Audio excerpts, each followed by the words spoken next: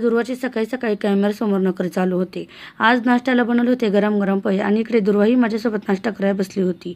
4-5 दिवस झाले झाडं आणून ठेवली होती, पण नवीन कुंड्यांमध्ये काही शिफ्ट केली नव्हती. म्हणलं दुर्वा झोपली आहे तर पटकन ते काम उरकून घ्यावं. इकडे देवांश पण मला कामामध्ये मदत करत होता. बऱ्याच दिवसापासून तुळशीवृंदांमध्ये तुळस नव्हती, तीही आज लावून घेतली. तुळस आहे पण दुसऱ्या कुंड्यांमध्ये होती. ऊन इतकं कडक पडले की झाडं बिचारी पाणी मागत उभी असतात. मग सगळ्याच झाडांना पाणी घालून घेतलं. उन्हाळ्यामध्ये झाडांना जपणं म्हणजे एखादं लहान मूल जपणं असं झालंय. बिचारी झाडं म्हणत असतील, बरं झालं बाई आमचा जीव वाचवला. तर सगळीकडे गॅलरीमध्ये मातीच माती झाली होती, तीही साफ करून घेतली.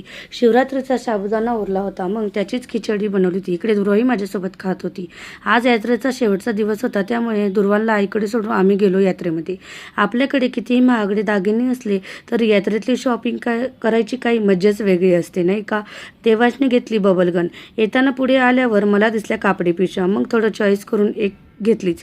घरी आल्यावर दुर्वा मॅडमने पिशवीत काय आणले चेक करायला सुरुवात केली. मग मॅडमला दिसली मोजडी. मॅडमला मोजडी इतकी आवडली की मॅडम घरभर घालून फिरायला लागल्या. काढायचं काही नावच घेतलं नाही, पळतच सुटल्या. असेच आमचे फॅमिली ब्लॉग बघण्यासाठी मला लगेच फॉलो करा. बाय.